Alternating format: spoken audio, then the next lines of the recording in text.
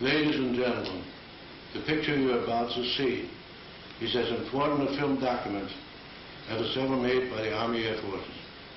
In graphic detail, it reveals the operation use of gliders in the invasion of Normandy, gliders which you helped to manufacture. You will not soon forget this picture. You may even be able to recognize gliders which you built with your own hands. I think you will swell with pride when you see how well they perform, for without them, the invasion of German-held territory could not have been the success it was. Yes, you'll be filled with justifiable pride, and speaking for the Air Technical Service Command and the entire Army Air Force, I want you to know that we share this pride with you. But the job is not yet done. We still need gliders of every description, gliders such as only you can make. In the past, you worked very hard, but now you must work even harder, for out of your toil will come the aircraft we need to speed victory. Thank you.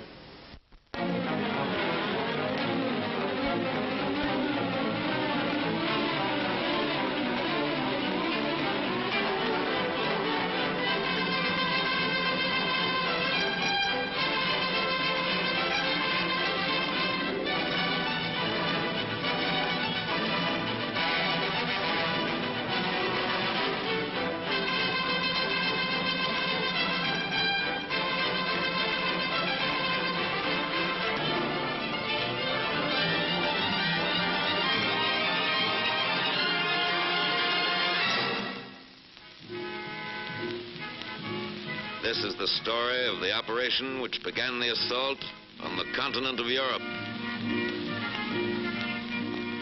The 9th Troop Carrier Command will transport and resupply parachute and glider elements of the 82nd and 101st Airborne Division and will be prepared to transport elements of the British 1st Airborne Division as directed. The U.S. 101st Airborne Division will begin landing approximately 30 minutes prior to civil twilight on the morning of D-Day to assist the 4th Division in the initial assault and capture the town of Carentan. The U.S. 82nd Airborne Division will land to the immediate west of the 101st for the purpose of preventing the movement of enemy reserves to the east and north. Simple, isn't it? This mission, which reads so easily, calls for an attack from England on the continent of Europe.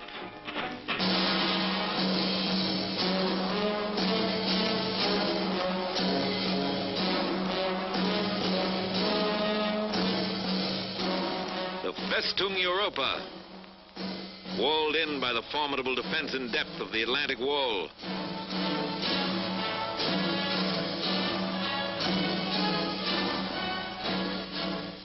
Mined, trapped, bristling with gun emplacements and fortifications.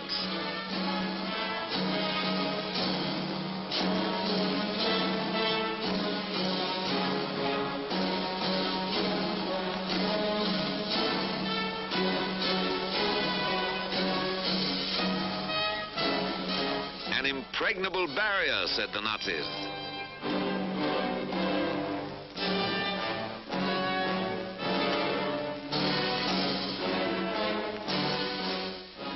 The combined chiefs of staff decided that frontal assault alone would not crack Fortress Europe.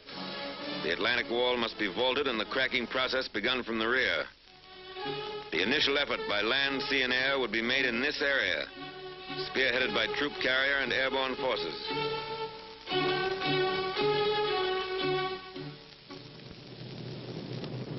But before the D-Day, there must be a number of lesser D-Days. The first large-scale airborne operation was performed in conjunction with the assault on Sicily, 10 July 1943. Taking off from fields in Africa for dropping zones in Sicily, troop carrier units transported by glider and aircraft, units of the 1st British and the U.S. 82nd Airborne Divisions. Almost a year before this operation, a troop carrier group transported a parachute infantry battalion from England to start the invasion of North Africa. But the invasion of Sicily was the first real test for troop carrier units, which had trained in maneuvers in Texas, the Carolinas, and England.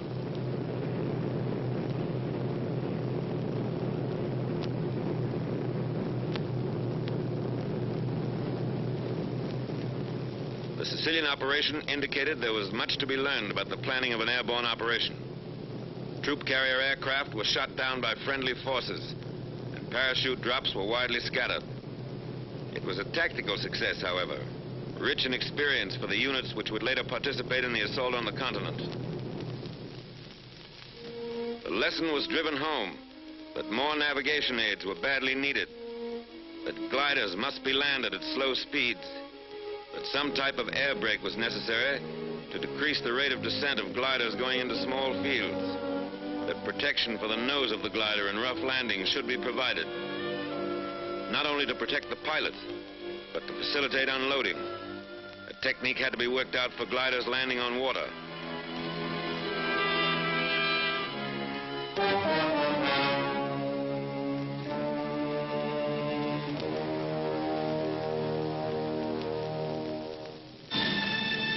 To the lessons of Sicily was added the experience of the highly successful operation in the Markham Valley of New Guinea, in which troop carrier and airborne forces showed the practicability of a well-planned daylight operation.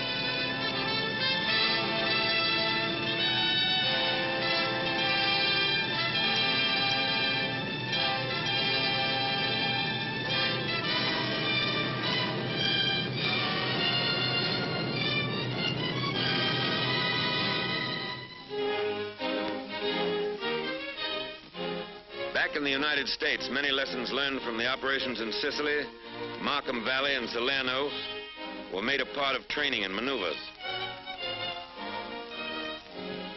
The Griswold nose was developed to protect the glider in rough landings. The parachute arrestor was adopted to permit landing the glider in restricted areas.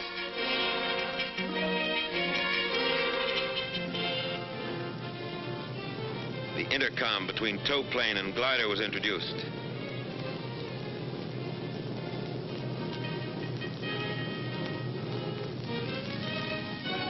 Blitz landings were out. Glider pilots were taught a slow, constant rate of descent, with a slow landing to a precise spot on the ground.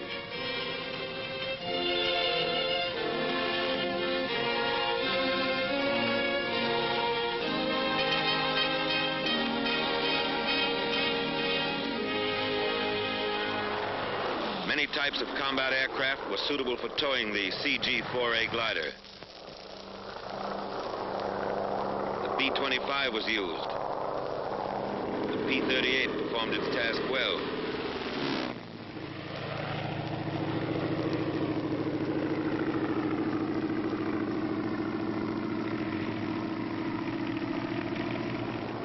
And even the PBY became a tow plane.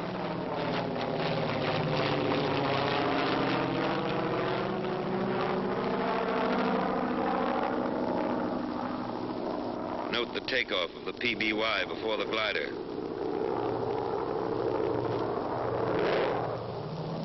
Here's a B-17 in dual tow.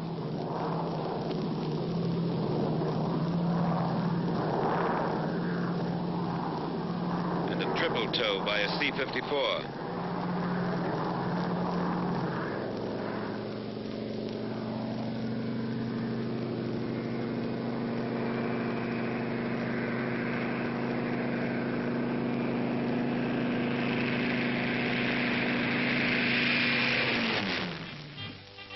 Airborne aviation engineers trained in anticipation of their probable use for building landing strips and rebuilding bombed aerodromes in France.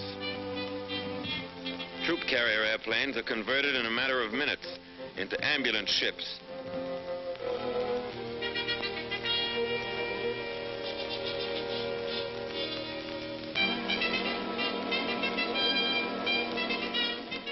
And from lessons learned overseas grew the doctrine expressed in War Department Circular 113, employment of airborne and troop carrier forces. Doctrine was put into practice, and Circular 113 became the blueprint for all future airborne operations. Airborne and troop carrier units are theater of operation forces. Their employment must be an integral part of the basic plan made by the agency directing all land, sea, and air forces in the operation. The coordinating directive must be issued in time to allow realistic preparation and training by troop carrier and airborne units for the specific operation. Airborne troops must be employed in mass, and the bulk of the force landed in as small an area as possible. The use of highly trained pathfinder teams dropped in advance to mark dropping zones and glider landing zones is essential. Procedures must be prescribed which will ensure that troop carrier aircraft on course at proper altitudes and on correct time schedules are not fired upon by friendly forces.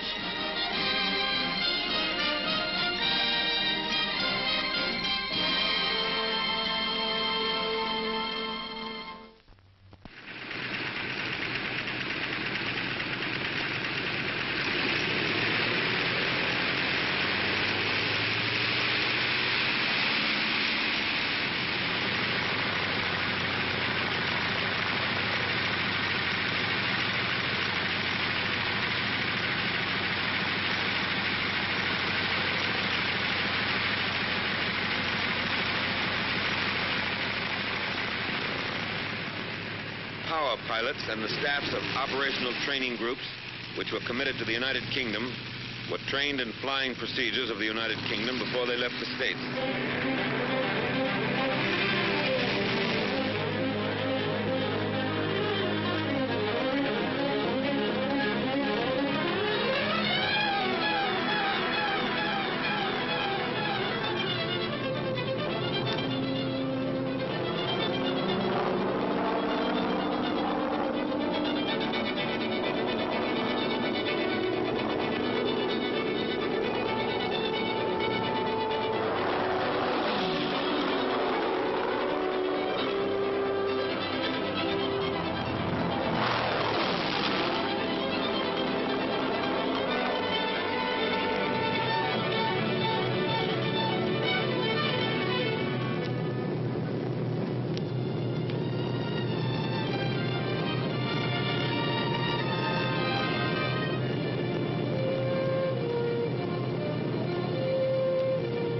Low flying was emphasized, designed to prevent early detection by the enemy.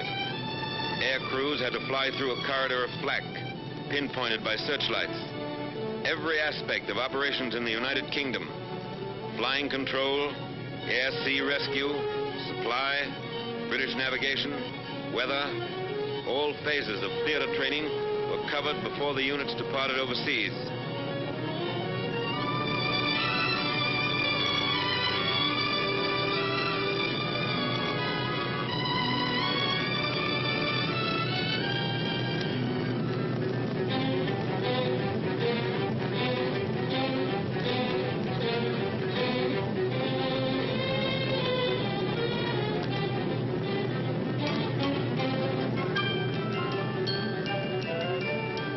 Maneuvers ended with gliders landing in small fields, similar to the potential landing zones in France. Live loads are in the gliders.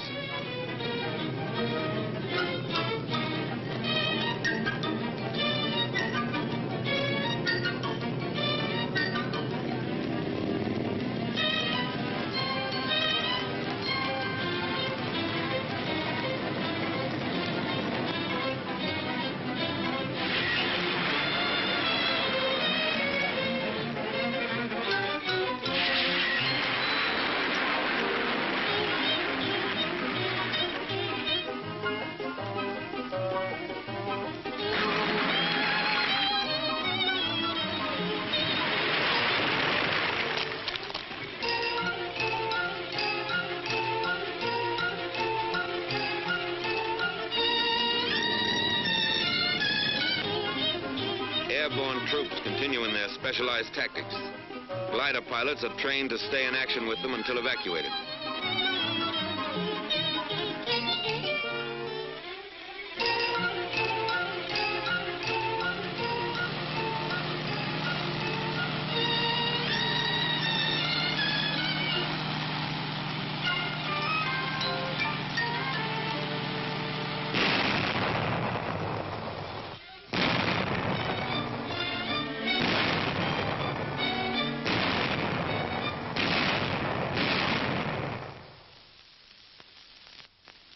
Meanwhile, in England, Supreme Headquarters was formed.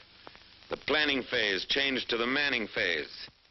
The Airborne Planning Committee, headed by the Air Commander-in-Chief of the Allied Expeditionary Air Force, was composed of representatives from all the services involved in the airborne operation, Navy, ground, and air, as well as the Troop Carrier Command and the airborne divisions concerned.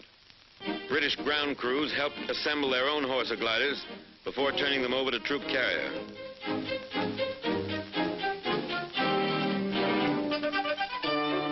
This British Horsa now belongs to the 9th Troop Carrier Command.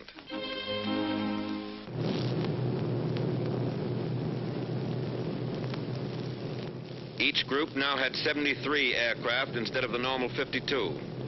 The troop carrier force of 3 wings and 14 groups contained 1 experienced wing and 5 combat-wise groups from the Mediterranean. 3 planes in each squadron are equipped for aerial pickup.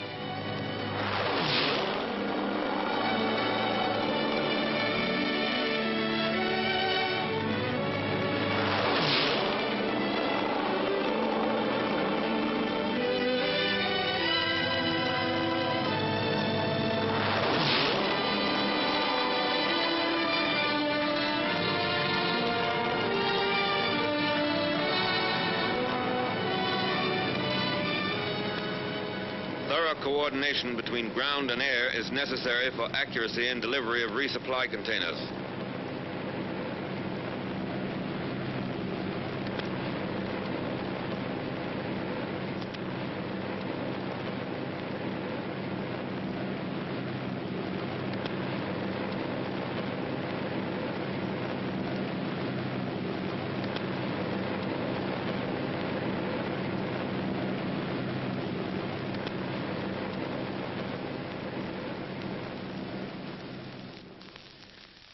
These men are pathfinders, a combined team of troop carrier crews and parachute technicians who will drop on objective areas and set up homing devices for the main aerial convoy.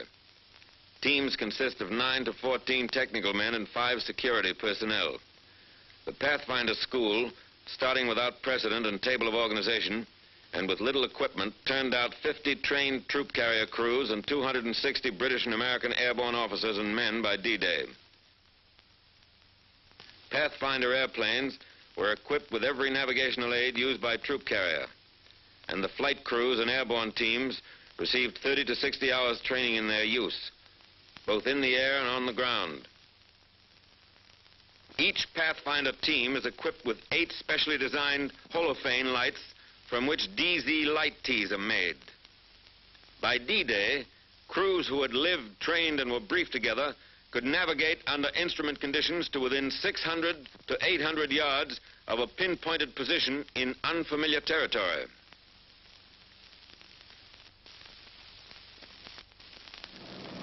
From March through May, 35 lower echelon and 3 full-scale command exercises were held, culminating in a full dress rehearsal for the operation against the continent. The times, loads, distances, and navigational aids were exactly as would be used in the assault. Landing zones were selected for their similarity to those in Normandy, which intelligence showed were 900 to 1,500 feet long and averaged 500 feet wide. Mosaics showed that the objective areas would hold 1,300 gliders. The Normandy fields were bounded by trees 15 to 75 feet high, along with numerous dense hedges.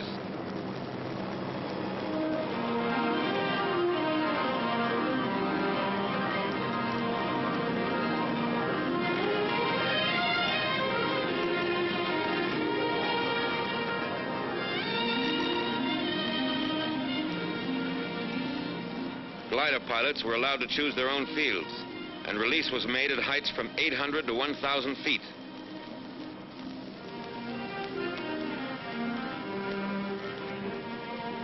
Both ideas were impractical. The high release made the gliders more vulnerable to ground fire and sacrificed accuracy. And when each pilot chose his landing field, there were too many conflicting patterns.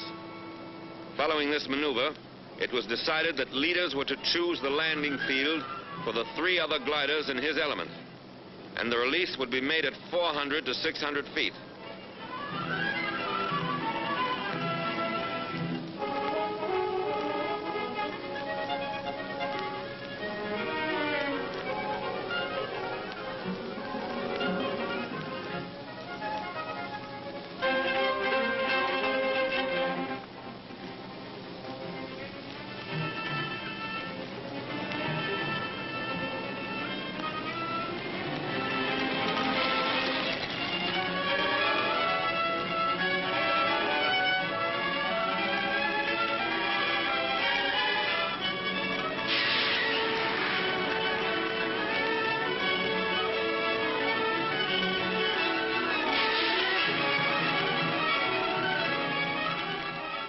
fields small enough for practical operational training are used, there are certain to be crack-ups. A compromise must be made between realistic training and the number of gliders which may be expended on the maneuver.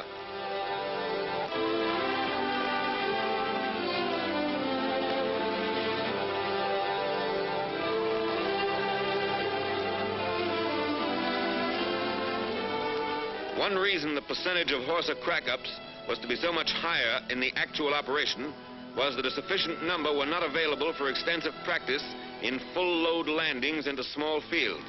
Because of their rugged fuselage construction, most of the CG-4A gliders which sustain damage upon landing deliver their loads of personnel and equipment in fighting condition.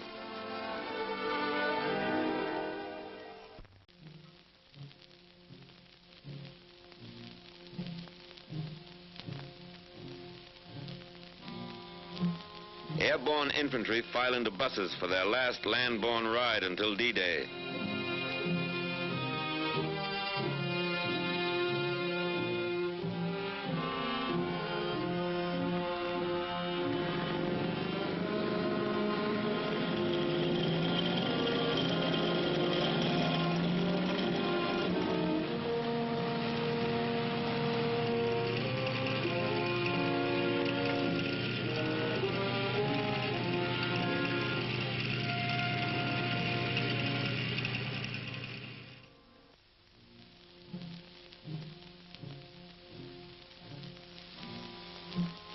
These hangars are their barracks until they climb aboard the airplanes and gliders.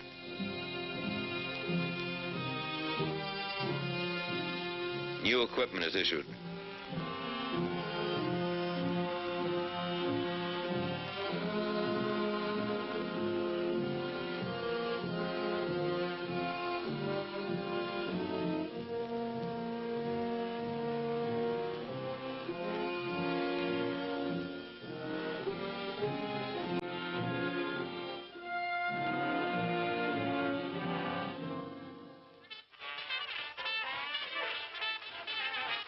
There's nothing to do now but kill time.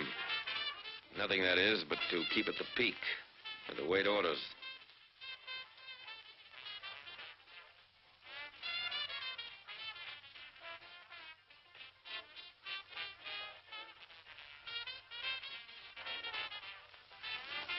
And grab a few moments to read letters from home and write a few lines. But this is business. And you want to be sure you're in business when the time comes.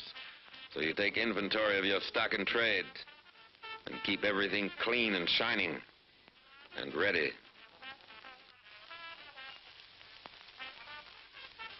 Overnight, the ships blossomed out in their new war paint. On D-2, invasion markings were applied. Another lesson from Sicily.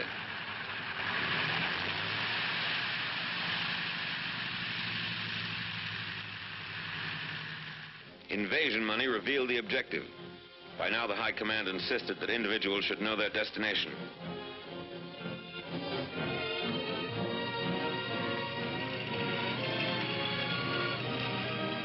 Hours before takeoff time, parapacks were assembled and delivered to the C-47s.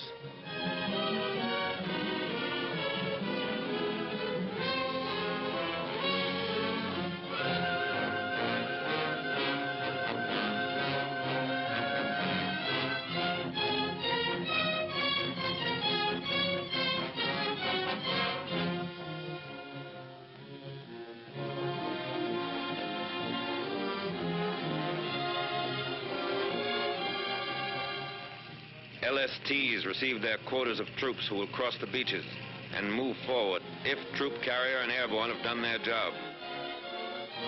One glider regiment of the 101st was to go in by boat, as were some attached and supporting units of both divisions.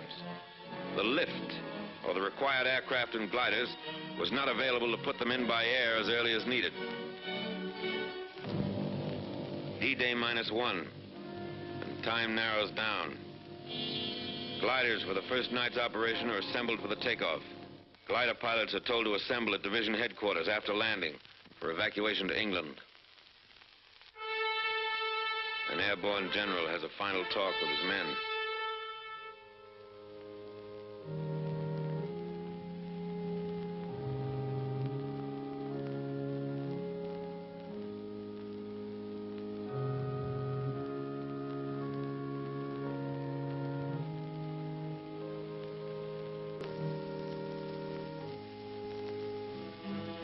Troop carrier and airborne have their final inspection.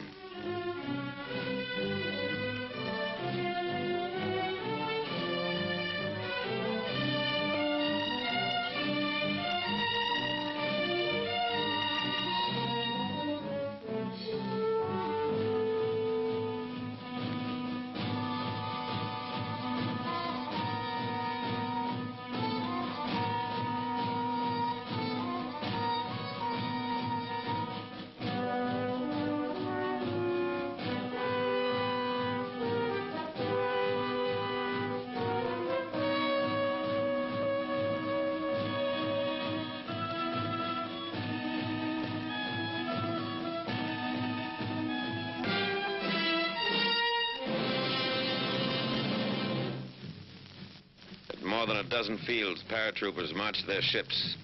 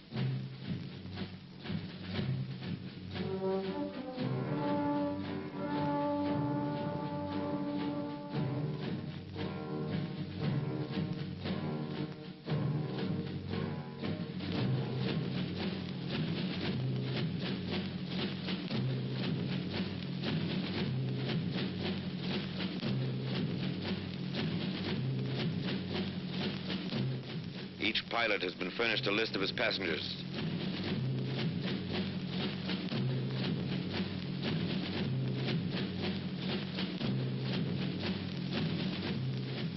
Parapacks are checked.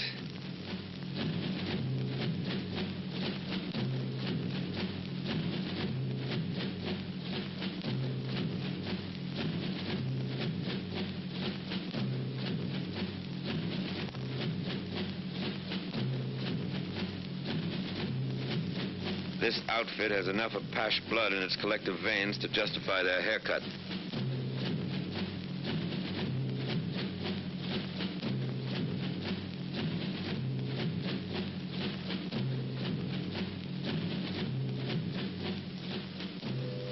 There is a message from the Supreme Commander.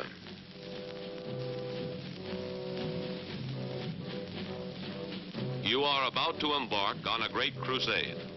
The eyes of the world are upon you, and the hopes and prayers of all liberty-loving people go with you.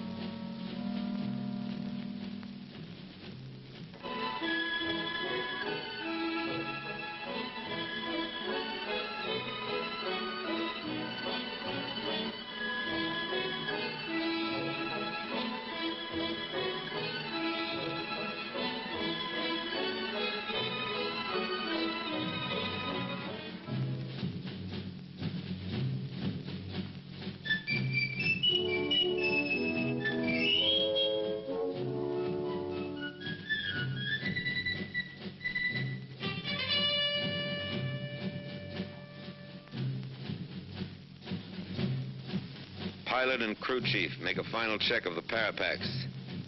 And here's another final check, this time by the jump master just before the men go aboard.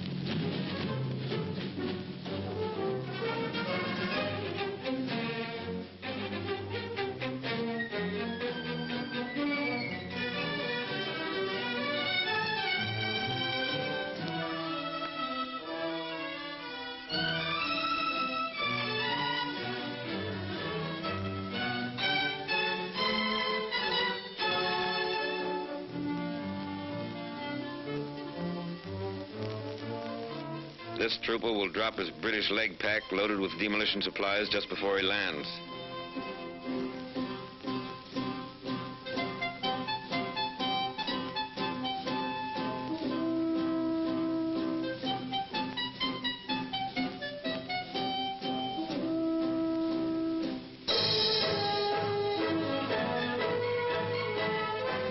At dusk, Pathfinder teams board the ships that will show the way into enemy territory.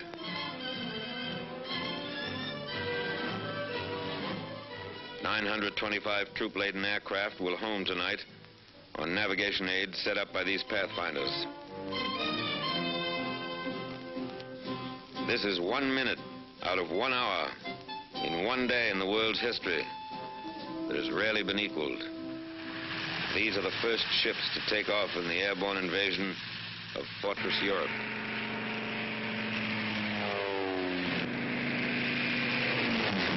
First Pathfinder ship is airborne at 21:54.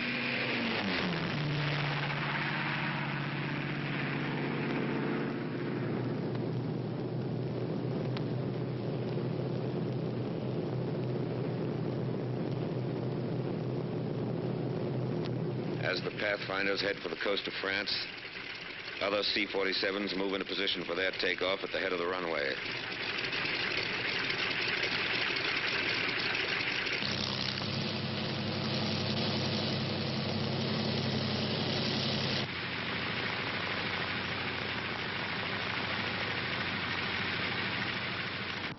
Minutes after the Pathfinders take off, the first serials of C-47s follow on the invasion path.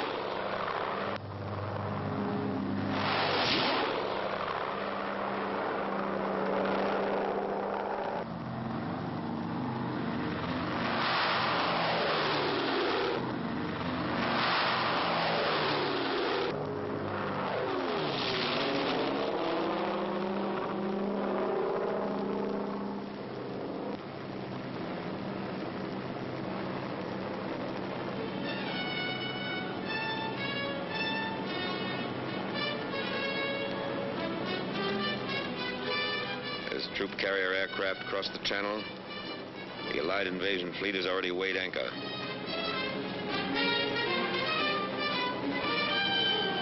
Sealing had been forecast as 3,000 en route, clearing at DZ, but actually is variable, 500 to 1,000. Visibility is poor. Stand up. Hook up.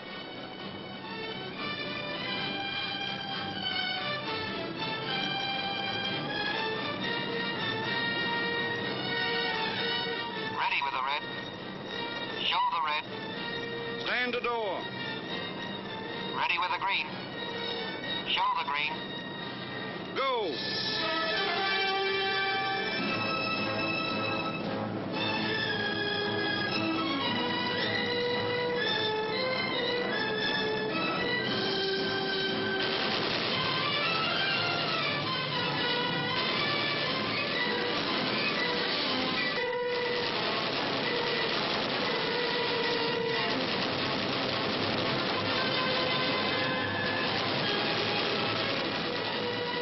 The unit landed squarely on the German 91st Infantry Division and other enemy troops. These enemy units were on maneuvers and were already occupying their assigned defensive positions. Surprise was gained only by the leading parachute unit, and subsequent serials found themselves under practically continuous ground and anti-aircraft fire while crossing the peninsula and upon landing. 821 airplane loads, 13,000 paratroops were delivered into DZs in less than 2 hours.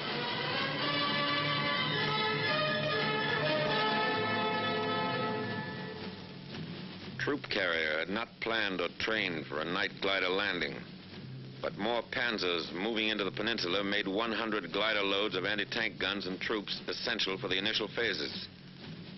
It was estimated that only 50% of personnel and equipment would be available for use after the landing. This calculated risk was accepted. The serials were made up of the reliable CG-4As, which were easier to put into strange fields in darkness. 0200. Time for the gliders to go.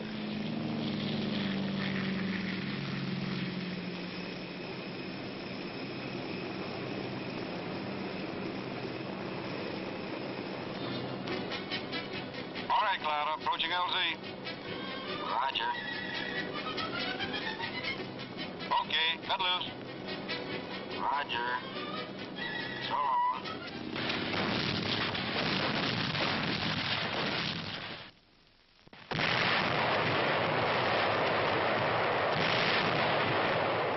The coastal defenses are softened up for the beach landings.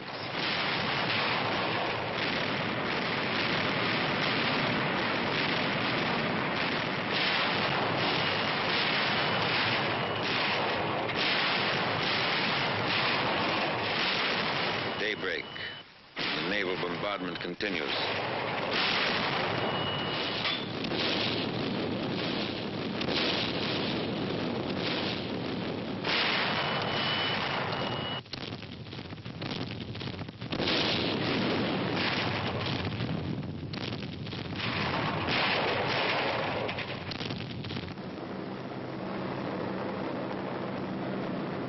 Marauders went in ahead of the troops to blast enemy coastal installations.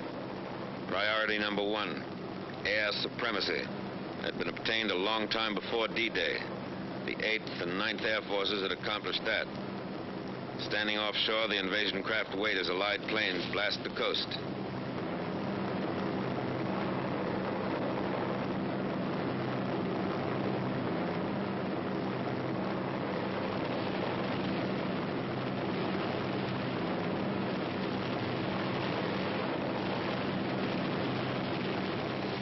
Allied surface ships come in.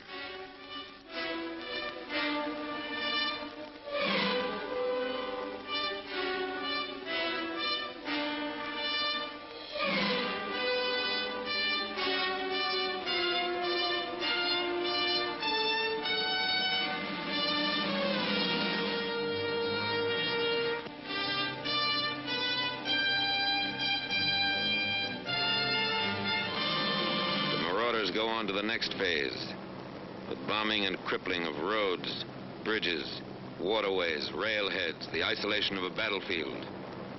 And the battlefield is isolated. No German reserves come through to the coast in any strength. The beachhead holds and grows as the Air Force piles up a record number of sorties.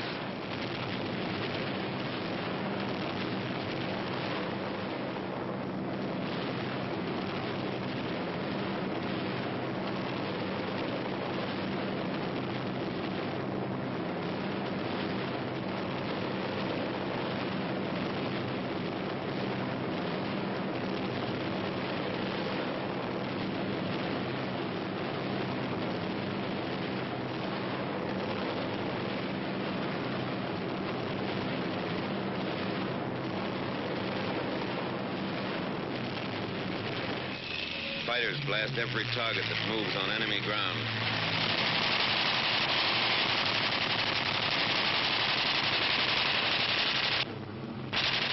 Any target of opportunity is legitimate prey.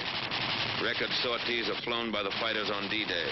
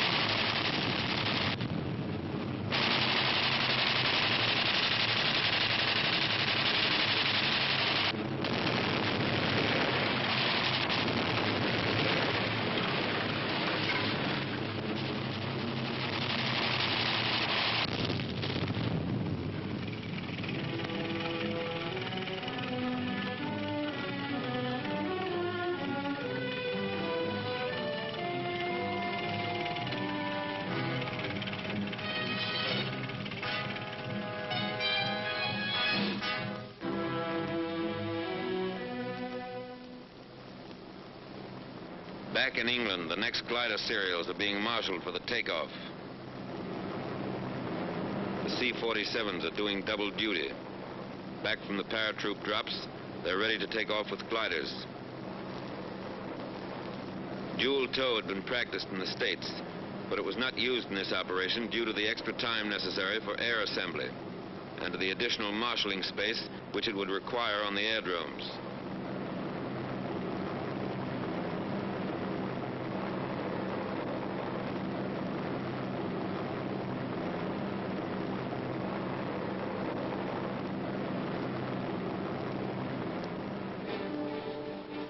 Hard-pressed paratroopers who went into action in darkness earlier today are depending on reinforcements and heavier equipment, which will be delivered by these glider serials. 3 groups of fighter cover are in takeoff position at aerodromes to the south.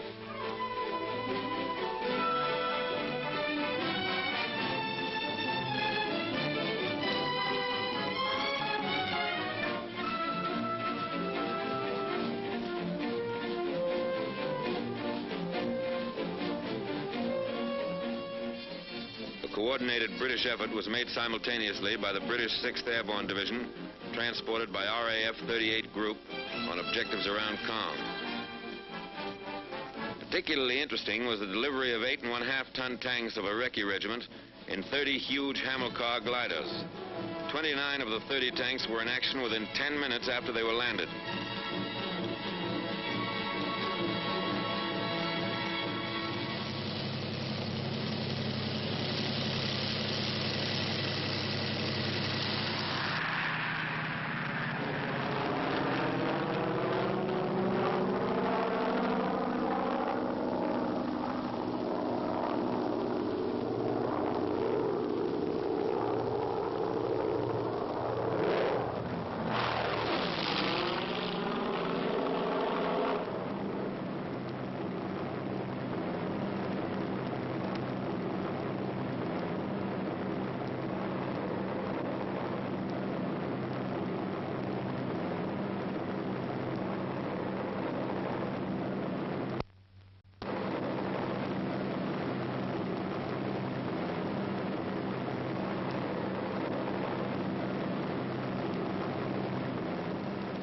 Air superiority makes possible this daylight operation.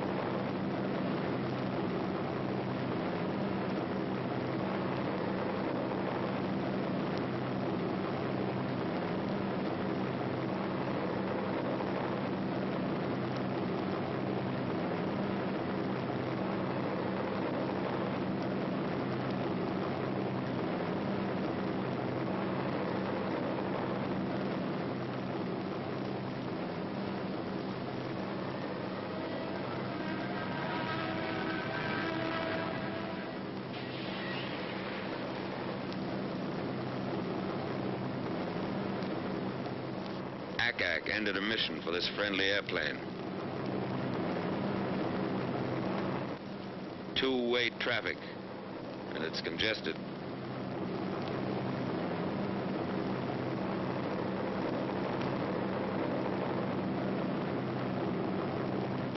These are areas flooded by the Germans.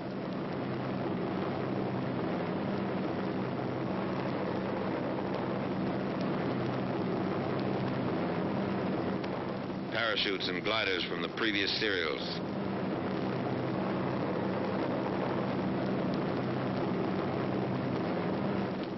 The gliders cut loose from their tow planes.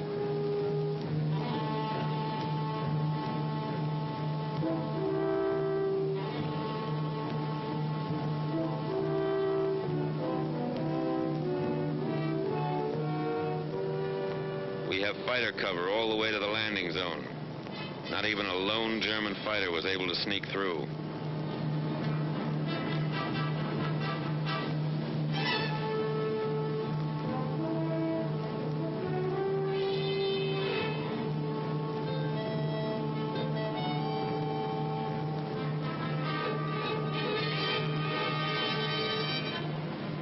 One of the gliders makes a landing in the flooded area.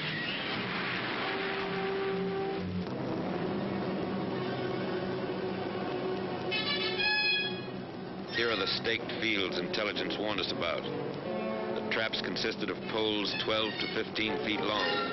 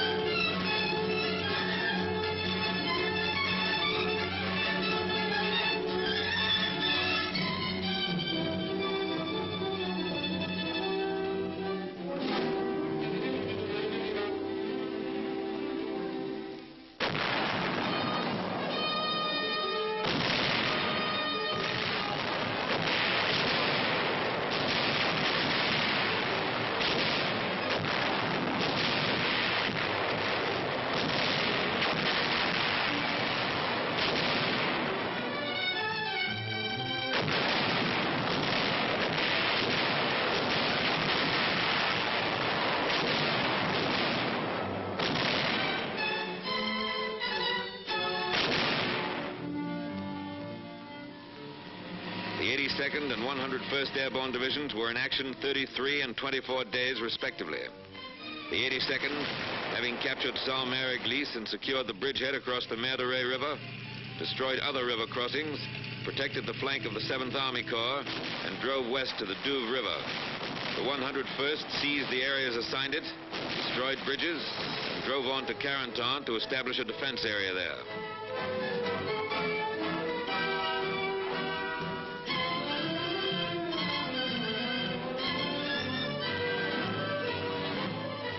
Troop carrier, the commanding general of the 82nd Airborne Division sent this commendation. Under most difficult conditions, including landing under fire in enemy-occupied terrain, glider pilots did a splendid job. On the ground, they rendered most willing and effective service, providing local protection for the division command post during the most critical period when the division was under heavy attack from three sides. Please express to all elements of your command who brought the division in by glider or parachute, or who performed resupply missions for us, our admiration for their coolness under fire, their determination to overcome all obstacles, and for their magnificent spirit of cooperation.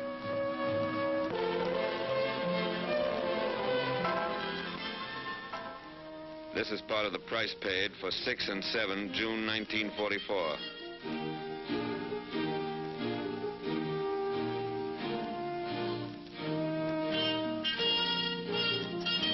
(1,662 troop carrier airplanes were dispatched in the first 24 hours of the assault. 43 were lost and 311 damaged by small arms fire. A lot happened here that cameras could never get. But a corporal with the Pathfinders remembers. We were covering the landing of the first bunch of gliders. We were pinned down by German fire across the field. As the men came running out, they stepped right into it and started to drop all around us.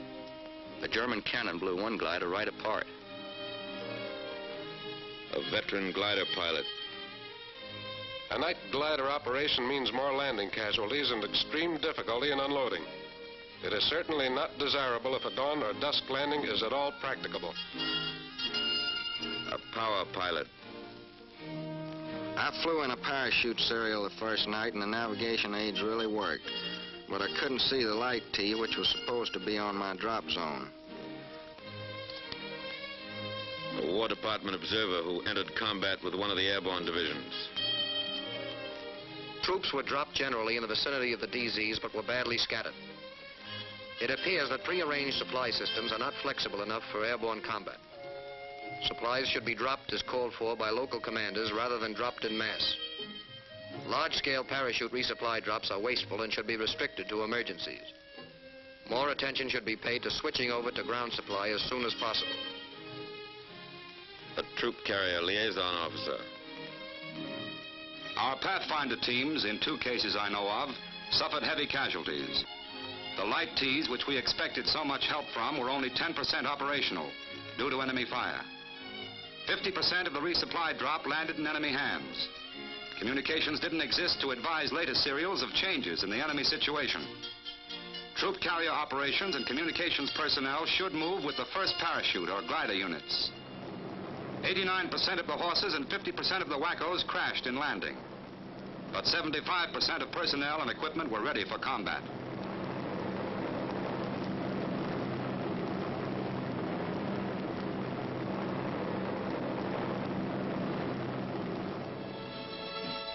Back from Normandy, these men would have faced further tests. How much they had learned will be history. History made by an airborne army.